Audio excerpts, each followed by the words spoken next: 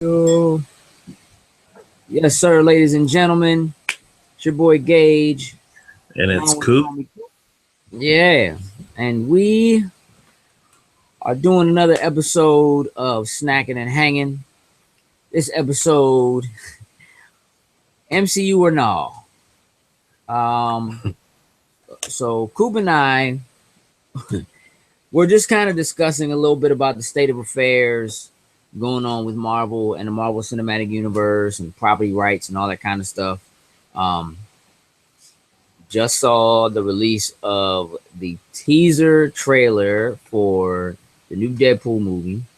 Full trailer, red band trailer, is supposed to hit tomorrow. Mhm. Uh, you got Fantastic Four coming out uh, at the end of this week, and so with with Fox having the rights to those specific properties, putting one out this week, dropping the trailer for the other this week, which means that the trailer for Deadpool, I'm positive, is going to be on the beginning of Fantastic Four. We just kind of want to discuss the state of affairs as far as all of that is concerned. Correct, Coop? Correct, Mondo. So, having said that, let's start by talking a little bit about how the current state of the Marvel Cinematic Universe is being affected by property rights. Um, so we know that Sony technically has the rights to make and distribute Spider-Man movies, right? Right. But Sony's come to an agreement with Marvel, so Marvel does have the use of Spider-Man within the MCU.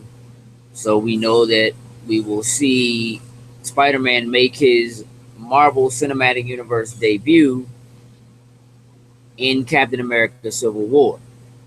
hmm Um, but on the other side of that is Fox, who has the right to X-Men, and that of course includes Deadpool. And the X-Men is a expansive universe.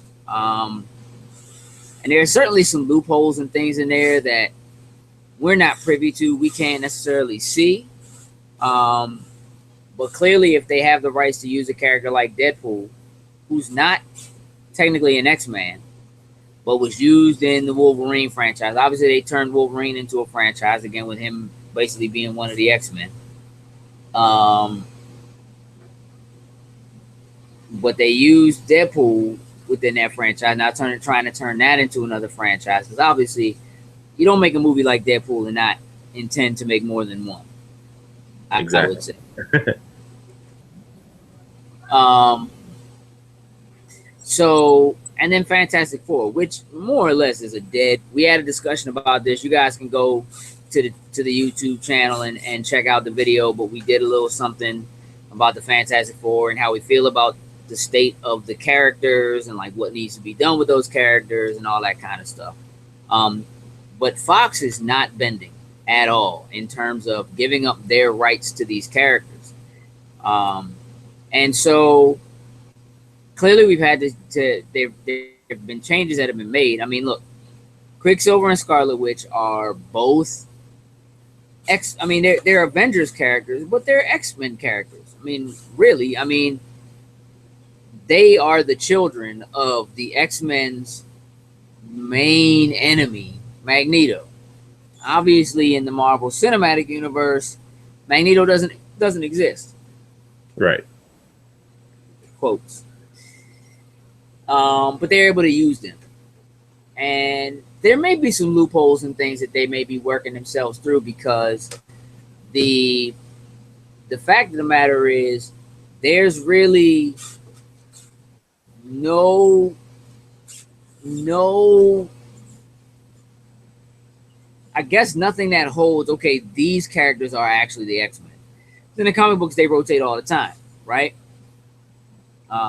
So yeah, Wolverine is one, but in the comics they kind of rehash okay these are who the X-Men are now, and that kind of might be allowing Marvel to make some moves that might pull away some of what that is. So Having said that, not having the Fantastic Four available for Civil War, it's kind of a big deal because Reed Richards siding with Iron Man was one of the main plot points within In Civil War. Right? Yeah. I mean, it essentially tore the Fantastic Four apart, split them down the middle, because Sue Storm, the Invisible Woman, did not agree. She sided with Captain America. Spider-Man was essential to it because he literally is the character that's stuck in the middle. Like, he is what kind of is that glue that holds everything together. And of course, he ends up being on Iron Man's side in the beginning, but then realizes even in the comic book. Say again? I said, even in the comic book world, that was interesting to see because you would have thought that the whole Fantastic Four would agree to go to Captain America's side, and then have Reed Richards just be like, "Yep, I'm with Iron Man." Was kind of a shocker. And so, I mean, yeah, I mean, I would think that you would expect, if nothing else, you would expect for him to kind of stay with the group. I understand. Look, there are both great arguments for Civil War. I don't want to get too far into Civil War, but you know, I can understand the idea of being like, well, somebody's got to pay for all this damage and all these lost lives and, you know, things of that nature. But being authoritarian and kind of the way you go about it, like, you know, Spider-Man, the way that he's being introduced into Civil War as a very young teenager, still in high school, I can see that he's probably going to be very easily manipulated. Because in the comic book, you know, Iron Man basically, he kind of tricked him. I mean, he didn't really trick him. He had helped him out. Spider-Man kind of owed him a favor, and he just said, hey, look, I want you to sign this thing. I got something big going on. I just want you to side with me when it goes down. And, you know, Peter Parker was more or less like, I mean, after all you've done for me, you've basically given me a place to live. Like him and Mary Jane were living in Stark Tower at the time. I mean, if you need me, I got your back. You know what I'm saying? Like blood brothers. Like I'm in there. And then, of course, what he wanted him to do was reveal his identity in front of everybody. And that put his entire family in jeopardy, right? Mm. Everybody he knew is automatically in jeopardy. But then he gave him a new suit. He got the Iron Spider thing, which people thought was cool.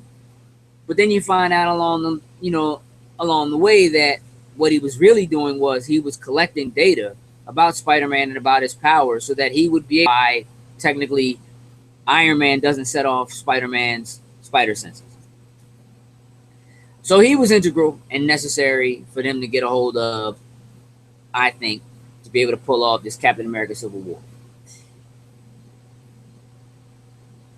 The question is, well, how do we think it would have been different if Marvel had had the rights to the Fantastic Four? I think that would have definitely been a lot more movie tie-ins, you know, a lot more going on with Iron Man and Reed Richards, you know, doing a lot of having the minds that they do. I mean, who's to say where it would go movie-wise, but I think it would just basically open up a bigger world than what we have now. And it's big as it is now. But well, I mean, honestly, what I think, the way I look at it now, having seen kind of the whole picture, is if Marvel had had the rights to the Fantastic Four, we wouldn't have got a Guardians of the Galaxy movie at all. Yeah, because really, again, the Fantastic Four, they kind of handle that galactic scale kind of, you know, things still kind of would have been bound to Earth. But I don't know if Infinity War is where you go with the MCU. Civil War probably would have been the big thing. It probably would have been Civil War that would be the big two-part movie that's coming at the end of Phase 3, right? Instead of it being Infinity War. Because with Guardians of the Galaxy, you kind of have to go in space and deal with that. Bringing Thanos into it makes a lot of sense, but I really think if if they had the Fantastic Four to use, you don't get Guardians of the Galaxy. If they had an X-Men to use, you don't get Inhumans, right? And everything more or less is able to play out pretty much the way it did in the comic books, which means that, yeah, the big thing ends up being Civil War. Even if Civil War would have been the thing that ended, say, phase 2, started phase 3, then you keep moving forward and get into maybe what's going on now. You might not quite get into Battle World or, what have you, but you could certainly go into Avengers versus X-Men, which would have been huge. So I honestly think that them not having those properties completely changes the direction that it goes. I don't think people outside of serious comic book readers ever hear of Yondu. Maybe they hear Groot because of, again, like the Guardians of the Galaxy did show up in one of those Avengers cartoons, but the mainstream public, they never hear the name Star-Lord, ever. Now, do you think that, let's say Fantastic Four was in the Marvel Universe, do you think that would affect Thor in any way, with it being the whole galactic outside world? I mean, not necessarily. I mean, I think that Thor would still be, because he's an Avenger. But I can also say that the truth of the matter is, had Marvel had the rights to X-Men already, they probably wouldn't have done Avengers. I mean, I remember that X-Men was the biggest franchise they had. And the Avengers really wasn't. But it was banking on the success of Iron Man that they were then able to move forward with other characters from that franchise. Seeing how well Iron Man did, repopularizing that character, or really popularizing that character as far as mainstream viewers are concerned, gave you the opportunity to do a Captain America, to do a Thor, and to do an Avengers movie, to add in a Black Widow cameo. And that's exactly how it ended too. I think Marvel Phase 2 ended the same way it kind of started, with Iron Man being that thing that no one kind of really knew about, and then you had Ant-Man being that thing that you kind of didn't really know about. So it kind of it builds you more for things that are just more to come.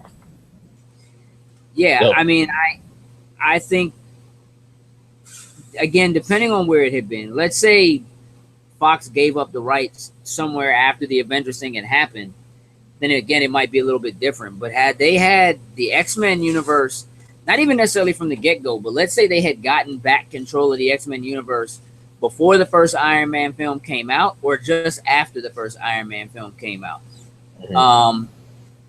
then Fox no longer has the rights. We don't get an X-Men First Class. It goes a completely different direction, and we get probably a very different story for X-Men. We might even get something along the lines of like House of M or something like that, but something that introduces probably something closer to like the 92 X-Men. We probably would have got Gambit, maybe would have got Jubilee, we would have got Storm and Cyclops and we would have got them, but I think it will be a different direction. I remember Fox was trying to do that earlier because I remember people were talking about a Wolverine movie way before it even happened. And other people were talking about a Magneto movie too. And they were like, okay, we're going to start doing origin movies and things like that. Well, there was that talk about the Storm movie too. Yeah, that stopped really fast though. I guess there was bad idea. Yeah. Bad idea. Let's just be real. Too black, too Halle Berry. Not enough story there, I don't think. Now, I will say this. I don't think Fox had what it would take to do a Storm movie. But having seen what Marvel has been able to do with relatively unknown characters, I don't necessarily think they would have done a bad job. If they had the rights to do Storm, they probably would have pulled off something that people would have enjoyed and would have been worth going to see. I mean, look, they're doing a Black Panther movie. And then, yeah. And you know what? I've always thought about that too. You know what I'm saying? Like, he doesn't have... I've always thought about that, because we know that, well, that, Black Panther and Storm, they get married. So it's like, where does that go? Like, do you introduce Well, they that as? also end up running the Fantastic Four Yeah, after Civil so War. it's You know what I it's it, mean? The two of them and Thing and the Human Torch. So yeah, it's I guess it'll be interesting to see where that would actually had went if I guess X-Men had the rights. I mean, or Marvel had the rights to X-Men and things like that. yeah. But even with the Black Panther movie coming up, like, do you mention that at all? Do you just like throw a name out there? Like, Nah, nah. I mean, because again, you can't even really mention mutants, right? So even if you're able that's to bring in other characters that are super powered, you all you can really do is say they're miracles, you know, or whatever. Can't use you can't even say like the X gene or you know whatever. So it kind of nixes things and takes some of that out. I think to a certain extent that's probably why we saw spoilers Quicksilver die at the end of Age of Ultron because he's a mutant. And when you look at all of the rest of the characters that they are bringing in, none of them are mutants. None of them are characters that receive their powers by nature, with the exception of Quicksilver, technically. And yes, you have Scarlet Witch. Her power can kind of be explained because it's magic, right? Like her power is not quite like any other mutant. Like there's still no real explanation for like what her power is.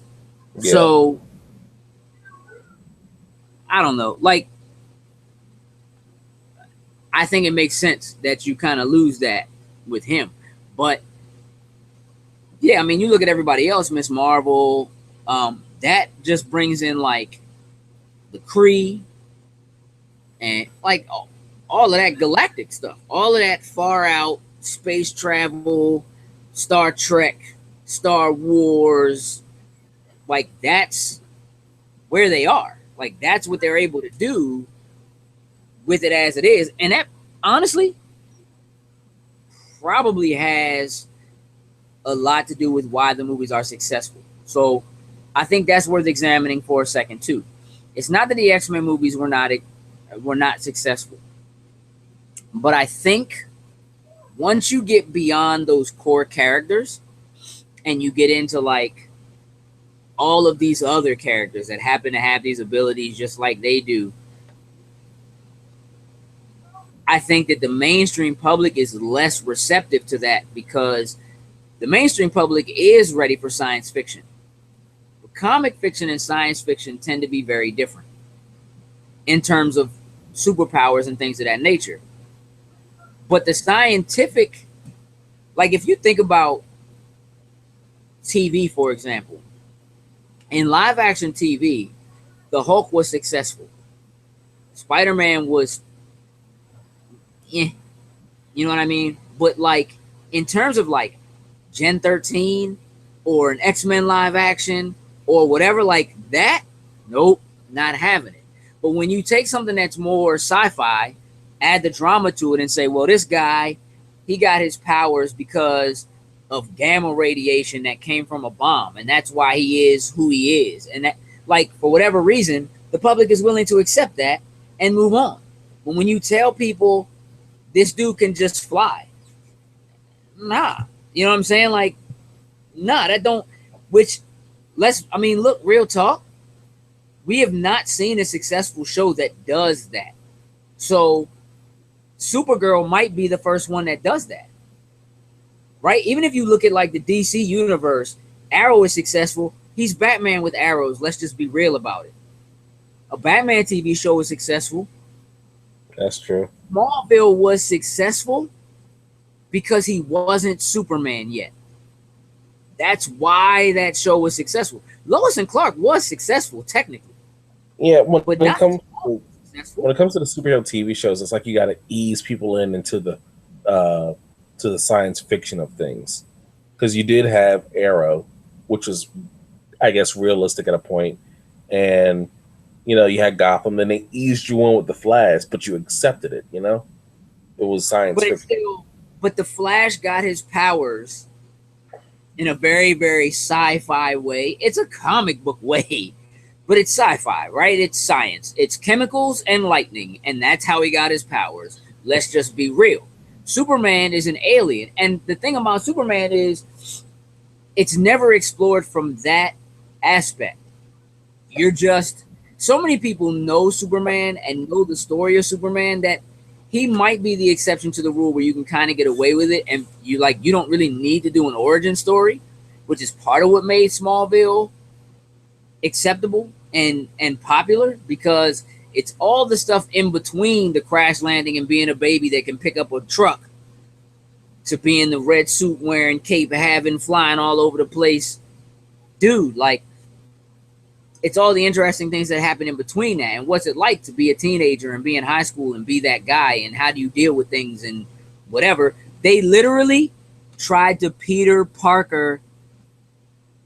They stole my listen. They tried to Peter Parker Superman and give you like the real world problems that Peter Parker has that make Spider-Man such a popular character, and make the Fantastic Four. They were superheroes with real problems, paying rent, things of that nature. So taking Superman and sticking him in high school and saying, man, what would it be like if you were this person? If you were really this person, this really happened, what would it be like to be him? That humanized him. But if you approach it from what it is, dude's an alien. He's from outer space and he has abilities the rest of us don't have because he's an alien from outer space. It's very interesting. It's okay. It's very interesting you say this, because I had a conversation with someone like this like a few months back, and it was like the reason why these shows are successful because they want to make it more similar to people, to I guess a human world or whatever. You can't throw, you couldn't just throw like a Green Lantern. You couldn't just throw like a Wonder Woman. You couldn't just throw these. I mean, the Wonder Woman TV show was successful too. I mean, we'll say that. Oh, you got away with that. On Amazon, she was gorgeous. But I'm saying, in the fact of you can't just like say like, well, this person has powers and this is a show. No, you can't. Right. You can't just do no.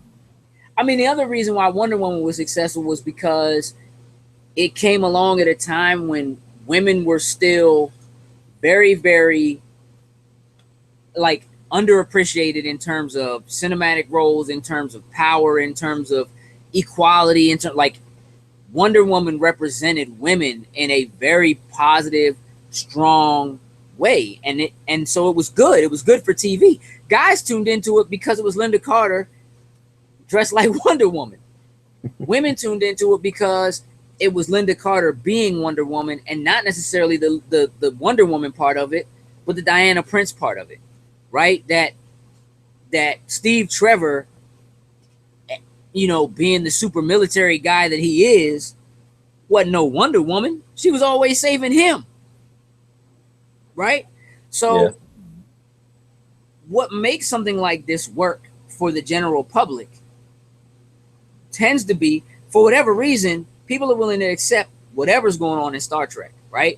And that's because Star Trek is about us, just way out in the future, where we haven't evolved as people. We can't do anything special. We're not any smarter than we once were. We just happen to have developed the technology to finally travel through space, however that happened, and this is where we are.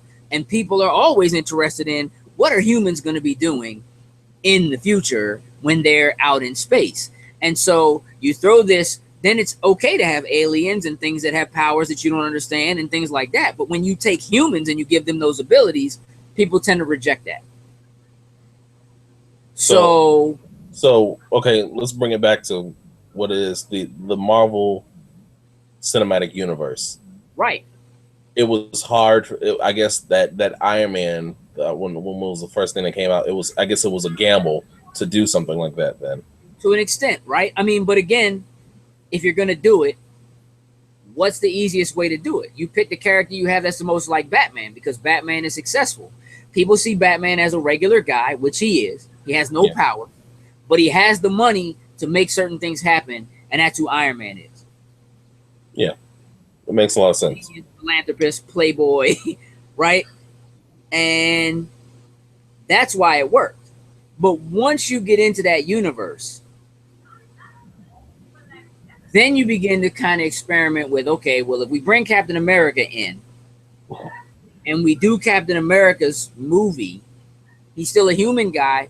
What's the best place to start that? Well, start with the war, right? Start with that era. Because you got to remember that the first Captain America movie is technically a timepiece movie. It's about the World War.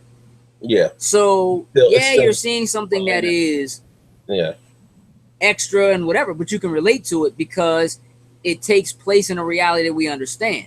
Exactly. Which is different from anything you might have got from DC, because Marvel stuff takes place technically within our world, right?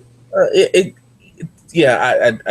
would agree with that, but I was just about to say the same thing. I knew a lot of people that saw Watchmen for the simple fact that it was more of a more relative thing to them, you know? You said that it was relative things. They saw it because what? People saw Watchmen because it was like, okay, these are heroes.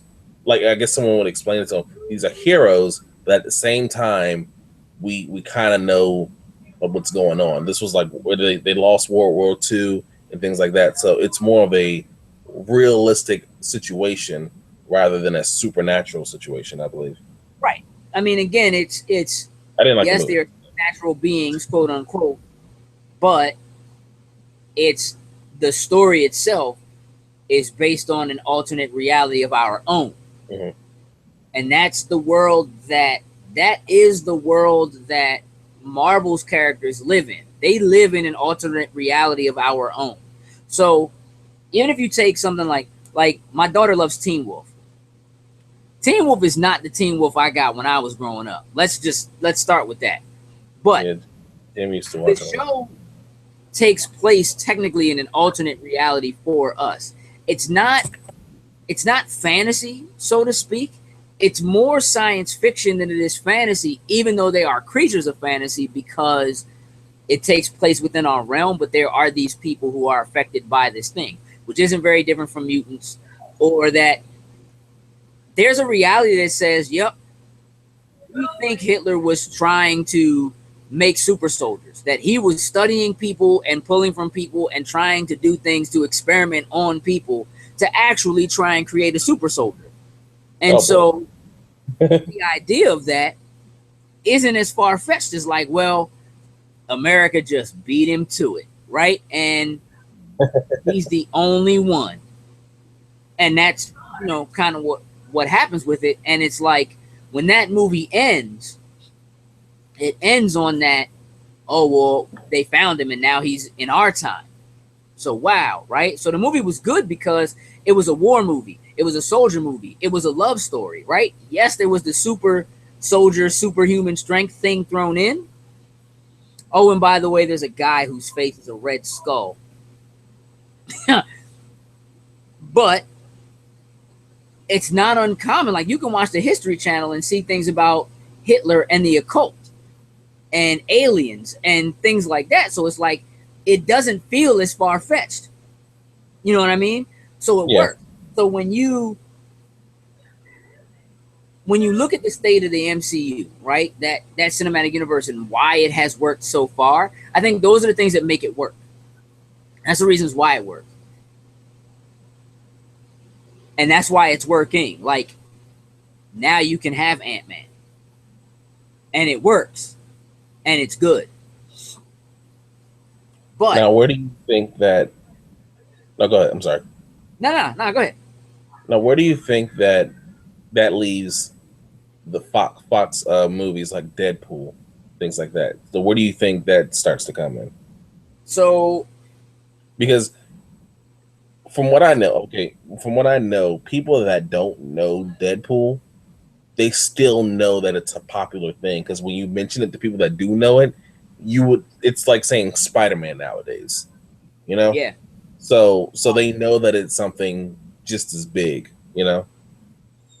I would say that people are way more interested in a Deadpool movie than they are in a Fantastic Four movie. Again, it remains to be seen at the end of this week how that movie turns out. But Deadpool is a different beast altogether. I think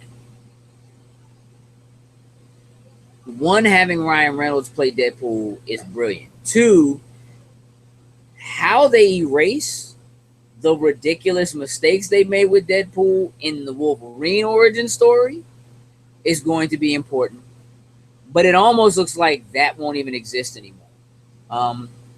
And Deadpool's the kind of character that shows up anywhere in anything, breaks the fourth wall. Anytime. So like him showing up and having that kind of stuff, like we have just seen in the comics that they have kind of rewritten the history of Secret War and made it so that Deadpool is the reason why Venom exists, like as Venom, because he actually found the symbiote suit before Spider-Man did, put it on, and it absorbing some of whatever the crazy is that he is what drove that symbiote to act like that. Because when the Guardians of the Galaxy went to the planet of symbiotes, they're all peace-loving, like regular, like they're chill. So there was something wrong with the one that got on Deadpool because it got on Deadpool and then it got on Spider-Man. So they have literally changed it and made the fact that this iconic character for decades now that has been the biggest enemy of what I will go out and say is Marvel's largest property, Spider-Man, is a result of Deadpool. That's a big deal. And the public as a whole doesn't know who Deadpool is. But the excitement around Deadpool, the comedy around Deadpool, the rating of Deadpool is the best thing they did. Making Deadpool a rated R movie, that's how you win. If you're Fox and you have that property. And you know what? It's funny because you would think that the Fantastic Four would be just as big on that boat because of the X-Men. You know, with X-Men being so relatable, you would think that, okay, we have another team. Here they are. There's 4 of them, and you see how they go through their things. You would think Fantastic Four would be just as big simply because of X-Men by itself. But you know what? I think, all right, so 2 things on that. One, I think the Fantastic Four is in trouble because the first 2 movies, people didn't like. Yeah. I didn't think they were bad movies, but people didn't really like them. I think the second thing is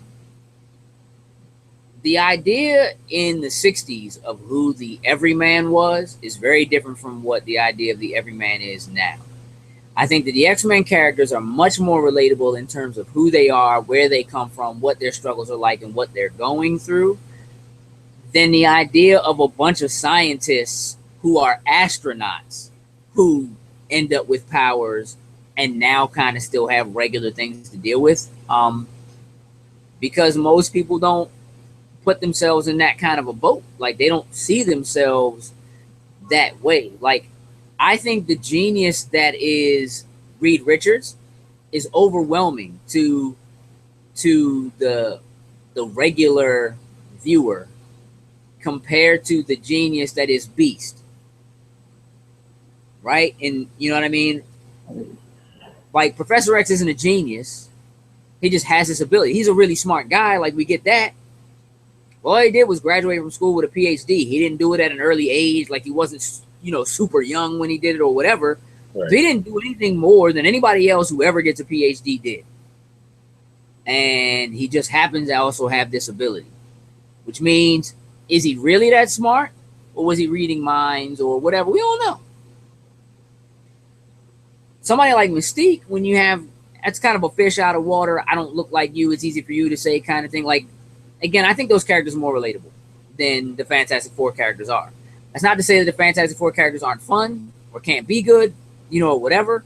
But you're talking about Reed Richards being a genius and cracking interdimensional travel as like an extremely young adult, whatever.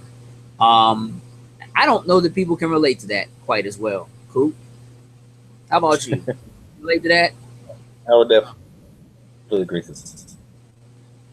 So I don't know. I mean, I guess my question is, do you think that Fox should bite the bullet and take a deal that's similar to the one that Sony did for Spider-Man. And I asked that under this premise. Part of what has happened is Marvel has done anything and everything they can to keep Fox from being able to monetize these franchises. So what that basically means is you saw no merchandise for any of the recent X-Men films. No toys, no book bags, no folders, no pencils, no shoes, no posters. Like, I mean, maybe they were posters, but like nothing that would allow them to grow and grab kids and keep kids loving it and interested in it, and say, like, when another one comes out in 2 years, like I was 5 when the first one came out and I'm 10 or 12 when the third one comes out and I'm here for life, you know, whatever. Like, they basically shut all that down. They killed off Wolverine in the comic books. They basically broke the X-Men up almost completely. I mean, they got rid of mutants almost as a whole until very recently. So there's no extra anything for Fox to use. They killed Deadpool, the most unkillable dude besides Wolverine. Like, the two most unkillable dudes in the entire Marvel universe. Marvel just killed them both. And so, yep, we're going to get this Deadpool movie, and we're getting this Fantastic Four movie, and there will be no outside merchandise or anything, right? So Fox has to make their money off of this movie, the sale of the movie, and the sale of, like, digital downloads and Blu-rays or whatever. Like, that's pretty much it. Well, I think it's kind of too late for Fox to try to take that route. Why you say that? To take the route to try to move to the MCU. Well, to take a deal with Marvel that would give Marvel some control back of those characters and allow them to kind of weave some of those characters in. Well, I think if you're doing that, then you're talking about a lot of more reboots, possibly a lot more reboots. And I don't know. I think there's so many X-Men movies, and it's almost too far gone for some of the stuff to happen. I mean, because we're on X-Men Apocalypse now. You know what I'm saying? So it's kind of hard to tie in something when you're that far in. Now let's well, hold on, because X-Men Apocalypse, they are going back, and they are going to be in the 80s. So I guess you could. Well, the other thing is that at the end of Days of Future Past, they basically reset everything and almost made it like none of the old films happened, nothing that happened in First Class. Like, they redid everything, brought back all the people who were dead. Like, Cyclops was back, Jean was back. Like, they basically undid all the stuff that they did in the old films anyway. Yeah, and I do commend Bryan Singer for that, because that was a heck of a comeback. Yeah, absolutely. Because he didn't do X-Men 3, right? And he didn't do X-Men 3. No. But he came back and did Days of Futures Past, and just remade it what it was. Yeah, I mean, look, I think personally, for our benefit and for the benefit of Fox, it makes more sense to jump in with the powerhouse that is Marvel/Disney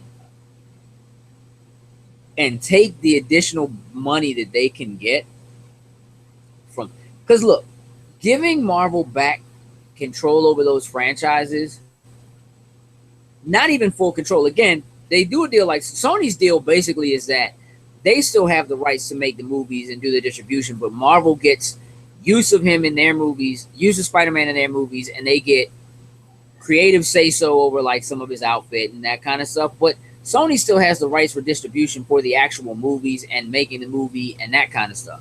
So Fox could do a similar deal to this. And if they did that, and they fall in line with what's happening with the MCU, characters from the X-Men universe, it doesn't have to be the core X-Men. It doesn't necessarily have to be Wolverine. It doesn't necessarily but it could be some of these other characters they can't touch. Being able to have Magneto if they need him, or any other mutant, just being able to say the word mutant could open up so many other doors for what can be done in the MCU. Now, you can just pepper them in, right? You have all these movies that are already slated to come out. They already made an adjustment and pushed everything back so they could add a Spider-Man movie in. But we're still only talking one Spider-Man movie within another like 4 years of movies that are coming. So you have all these Avengers characters plus the Inhumans characters. Yes, you could sprinkle some of these other characters in, because you have to remember that a lot of these characters technically in the comic books aren't even with the X-Men anymore. And take, for instance, Fantastic Four. The Fantastic Four has been broken up. The Thing is a member of the Guardians of the Galaxy now. So you have that route you could go. Which, I mean, you have another movie that's going to be made that isn't made yet. All you know about it is it's volume 2, right? So if they were to gain control over the Thing and be able to add him in to that group, right? If they were to gain control, like having Spider-Man franchise stuff in there allows him control over Venom, over Flash Thompson, over giving the Venom symbiote suit back to Flash Thompson, having the Guardians of the Galaxy actually travel to that planet. You can integrate a piece of that story into it, pull Venom back in, Flash Thompson, Thunderbolts. Boom. What are you doing with the Hulk? We're giving the Red Hulk and we're doing the Thunderbolts and we're adding in these other characters, right? There's a lot that could be done if they gave control. But outside of what they could do with the MCU, it will be smart for Fox, because that gives Disney the ability to do an X-Men cartoon on Disney XD, right? And that is nothing but money for Fox. It gives them the opportunity to add those characters in to a universe that isn't technically the cinematic universe, but it's in the animatic universe. And being able to add Fantastic Four, a Fantastic Four cartoon is not going to work. Let's just leave that as it is. But you could sprinkle them in, have them make appearances. You know what I mean? Having Deadpool available for any of those things will be a big deal. Having Wolverine available. You don't really need all the X-Men. You really just need Wolverine. Maybe Professor X. But Professor X is dead through a lot of the stuff that was happening in all that time period. And it's interesting you say that. It's interesting you say that, because even the Spider-Man series on Disney, they've thrown in the Hulk, the Thing, Deadpool, just Wolverine, Captain America. Like, they throw in the heavy hitters, you know? So, yeah. I see what you're saying. Yeah, I mean... Yeah, they even thrown in Guardians of the Galaxy. Right. Then they're doing a Guardians of the Galaxy show. I mean, yeah. If they had that control, you could technically have Storm show up in Black Panther's movie. That is true. Could marry him.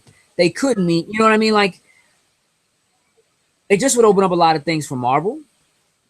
But I feel like Fox is being really stubborn. I'm not saying they're not making money on the franchise. Otherwise, they probably wouldn't be doing what they're doing. But I just think that there's so much money they're leaving on the table, so much more that could be being done that isn't being done, specifically because they're missing out on the ability to monetize those franchises outside of the movies. And if they could do that, man, that Disney money. I mean, Disney has control over those characters for their theme parks and for other things. It's the movies that's the issue. But what's the point in trying to make a TV show for those characters and popularize them if Marvel doesn't get the bulk of that on the movie end, right? But if you can popularize those characters in a movie and then take those characters and put them in a TV show that kids will love, and then you can take that and you can turn that into toy sales, that turns into backpack sales and folders and shoes and T-shirts and things that otherwise kids aren't going to buy. Right? Like right now, there's a mint being printed every time they put a new symbol. Like, people are walking around just with Captain America's shield on their shirt, and everybody knows what that means. But there was a time a couple years ago where if you were walking around with Captain America's shield on your shirt, people would have been like, oh, that dude loves America. And that's it. You know what I mean? Like, they wouldn't have known anything. Yeah. Like, people can walk around with like that Stark, you know, that symbol in there. Yeah, exactly. That's what I was going to say. Because a lot of things now that is just so pop culture now to what the Avengers have brought to what Spider-Man has thought. You can walk around with just the symbol on your shirt and people will know what that is. Exactly. So, and you're not strange for doing it anymore. Right? And that's a big deal, right? Because kids, even as kids, like you feel forced into having to give that kind of stuff up when you get to a certain age, and that doesn't exist anymore. So what that means is that Fox is missing a boat where, like, you have a son. Your son is what, 3? 2. So you get him gear and stuff like that. Now it's okay for him to be interested in that stuff. But there will come a point when he gets to be 10, 12, hits like that middle school going into high school phase, and that stuff won't be okay anymore. You understand what I'm saying? And but right now that doesn't exist. If Fox could grab kids when they're 2, 3, 4, 7 and ride with those kids until they're 17, 18, 21, right? That's a cash cow. Like, I just feel like they're not looking at what those options and possibilities are. And while I do think that clearly, again, they're making some good money doing what they're doing, that they're missing a lot. They're missing a lot of opportunity there. It's one thing that Marvel does have, like T-shirts and things like that could have the X-Men on them, but they're not the movie versions of those characters. That's right? True. So, like, what you see is you do see the cartoon versions of the Avengers on T-shirts and things like that, and you also see versions of the movie characters. Like when they got rid of what was a great show, that Earth's Mightiest Avengers on Disney XD, and put the new Avengers Assembled on, I hated it because they made them look like the guys from the movie instead of looking like the characters from the comic book. But it makes sense. Yeah, it makes sense because it makes sense to a point because there was never really a face that you could put on the Avengers, you know? But now there's a face for it. Even if you go to Universal Studios right now and you go to the Marvel section in the shop, you won't see Steve Rogers. You'll see what's the dude playing him? You'll see the Captain America. You'll see Chris Evans. Right. You know, that big statue is Chris Evans. Right. You know? Right. Which you won't see at Universal anymore because Disney's taking all that away. But but yeah, I mean I guess that's kind of what my point is like they've made these characters real. So like I saw a lady the other day wearing a Captain America shirt, right? And she was gorgeous. And I'm not saying that there weren't gorgeous women who liked comic books and things like that before. But what has happened is, for us, we've always known Steve Rogers was this big kind of buff, good-looking guy. Like, clearly he's the clean-cut American, all, you know, super soldier kind of, you know, whatever. Like, you get that from comic books, but he was never real. Right. And then they slap Chris Evans' face on it, and women are like, yeah, I like Captain America. I like me some Captain America. And so they don't wear the shirts because they read the comic books and they know really the story of Captain America and who he is and all that and what's going on. Man, if you told women right now that Captain America is going to die at the end of Civil War, there'd be actual tears. Yeah, I've told Jamie do this without him. I've told Jamie that. She was like, "You can't kill him. It's Captain America." And see what I'm saying? I don't know. Even going back to that, like I remember when we went to the theaters and we saw Iron Man 2, and you know at the end you see Thor's hammer. And I'm excited because I know what it means, right? Don't mean nothing to her. She's like, it's just a hammer. But when she found out that Chris Hemsworth was playing Thor, it was all over from that. And that's what I'm talking about. Like, that stuff matters. So, like, you can't just go put Thor on a T-shirt. But if you put Chris Hemsworth on a T-shirt in a uniform, you put Chris Hemsworth on a T-shirt with a hammer and some locks. The whole family. Hi. What's up, Ethan? Yeah, now we got something we can sell / market. Yeah, not just to children. So, like, right now in your house, there's T-shirts we can sell to Ethan and T-shirts we can sell to the wife. See what I'm saying? Like, it's very true. Fox is missing that boat. Good night, Ethan. Missing that boat. See you later, okay? Oh, jeez. Wow. He's on the stage. Bye. Good night. Hey, night night. Night. Night. Gotcha. So yeah, man, I just feel like they're missing that boat. I think they should take a deal. I think they should make a deal, take a deal, figure it out. Like, because even if they lose some money on the movie side of it, they would gain so much money on the merchandising side of it. Like it just makes a lot of sense to me personally. And if they could open that up and allow Marvel to give them the rights to make that merchandise, I think that they would see a success. And I think that the movies would be better too. And that would mean more money for them anyway. That's very true. So like on that note, right? We got word a little bit earlier this week that there's a possibility. Bryan Singer basically said that there could be an X-Men / Fantastic Four crossover, which to me is kind of like Fox saying, we'll just do our own Marvel cinema. We don't need the MCU. Yeah, we have our own universe and we have better characters than you do, or whatever, right? Like, man, like, first of all, do we even want a Fantastic Four X-Men crossover? Do you want an X-Men Fantastic Four crossover? Way too soon. It's way too soon to speak of, especially with this new Fantastic Four that we know nothing about, especially with the Black Johnny Storm and White. It's way too early to throw it out there, because what if the movie just bombs completely? I mean, it probably would. But it also means that, but they still have the rights to the franchise, right? So like this movie could bomb and they could just be like, oh yeah, well, we're going back to the White Johnny Storm like it's supposed to be. We're gonna put him in an X-Men movie and we're just gonna do, some kind of big, crazy, another Galactus. I don't know. Like, I don't even know what story, what would you write? What kind of, I don't know, man. Like, what do you do with that? Like, without access to the other characters, like the Avengers, right? How do you do? Can you do a Secret War? Can you make, I don't know, anything that even makes some kind of a sense? Like, why would, I don't know. Why would they be doing anything together? You know what I'm saying? Yeah, it doesn't make sense. It really doesn't. I don't know. That just sounds like poppycock for real. Like, I just don't see it. I don't see it. It doesn't make sense to me. I'm not saying it can't happen. I'm not saying it couldn't happen. I might be saying it shouldn't happen.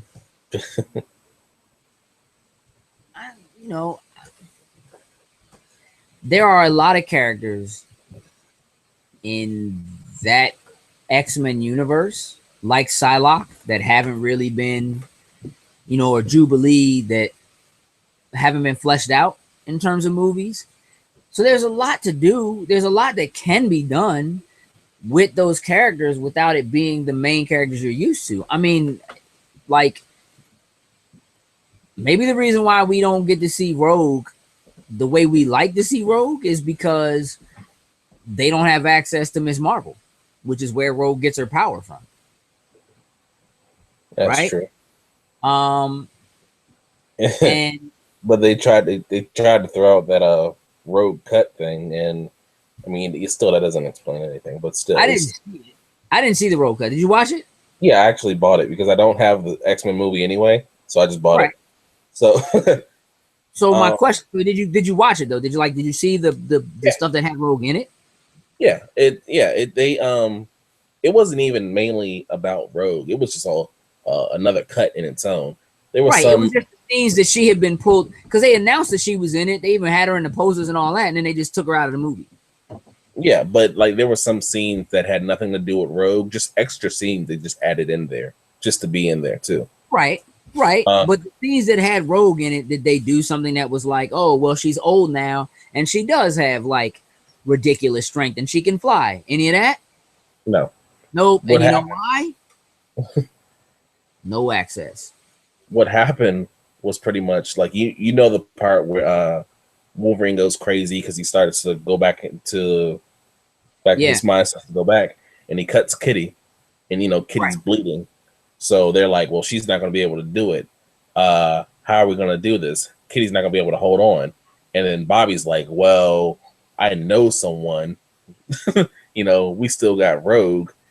And he was like, well, where is she? Oh, she's back at the X Mansion. You expect us to go back to the X Mansion and then come get her? Because they're doing experiments on her. Why didn't you save her? Oh, we tried and it didn't work out. So Bobby and Magneto go back to the X Mansion and save her, bring her back, and then she just holds on to Kitty, absorbs the power, and she just finishes the job. That's it. And then they go back to the movie. Okay. So like 5 of them tried to save her and couldn't do it, but Magneto was just like, "Oh, I got this." Yeah, pretty much. We're scared of Sentinels, but okay. I now I know why they cut that. I mean, it does. It would make sense. Yeah, because even when Kitty got cut in the original movie and she's still holding on, you're thinking like, you know, she should be bleeding out by now, for real. But, you know, they kind of just changed that whole aspect. Right. Like, you should be super done. I mean, again, there's a lot to explore with X-Men characters. There's a lot of X-Men characters, you know. But a crossover with the Fantastic Four, I just don't see being important. Like, I could see, like, the Invisible Woman maybe being integral in some way to part of a fight or something with that, or I could see them. A cameo would be cool, but not a full movie. Yeah, I don't even know if I care if there's a. I mean, I feel like that's almost all you could do. I don't know. Like, that just seems kind of far fetched. Like, it just kind of seems like something that's out there, and like, you know, if they were to announce something in like a year, I'd probably be excited. Like, I'd probably be like, for real? Like, they're really doing this? Like, yeah. But I think deep down inside, I'd be like, this is going to be really weak. It's going to be really, really weak. Because, again, some of y'all will have to go back and watch the other video, but like the Fantastic Four, they're just weak as it is. And then just kind of changing things the way they have. I just don't know. You know, if I had heard like, oh, well, they signed the folks from the Fantastic Four on for like 3 films, I might be like, okay, they really plan to do something with this. But they know that this is like a shot in the dark. They know that there's a good chance that this movie is not going to do well. And it might even be okay. But, man, to be this late in the year, kids gonna go back to school, it's gonna make it a lot harder for them to be able to monetize it going forward, like during the weeks. And you only have weekends now. So, and Ant-Man is trouncing right now. It ain't even doing as well as any of the other Marvel Cinematic Universe films. And it's still trouncing everything right now.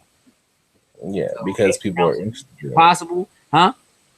Because people are very interested in it because it is still a Marvel movie. Well, people like it makes sense. Like it ties so many things together so well. But yeah, like when we were at work, and what's the name came to us, and he was like, "I never knew Ant-Man was a real person." Yeah, like I didn't know Ant-Man was even a real superhero. Well, yes, he is. And yes, he has been for a lot longer than the people that you probably know are superheroes. You know what I mean? Like, he's been around for a long time. But he's, like, honestly, if the MCU didn't exist, if Guardians of the Galaxy had never come out and they were like, we're doing an Ant-Man movie, I'd have been like, there's no way. The truth of the matter is, like, I would have been able to see Ant-Man showing up in one of the other films and it being acceptable and him just kind of working his way in and then maybe even getting a spinoff and getting his own movie. But for them to just be like, yeah, nah, we just doing Ant-Man. Like, that's because that's how we roll. Like, we, you know what I'm saying? Like, we just gonna do Ant-Man. Like, that's what we gonna do. I'm thinking to myself, y'all is, this is stupid. Like, this is a bad idea. This is not gonna do well. But that movie is so good. It's so good. Like, I think that movie is better than the first Thor movie. I think it's better than the first Thor movie. It just doesn't have Chris Hemsworth to sell tickets.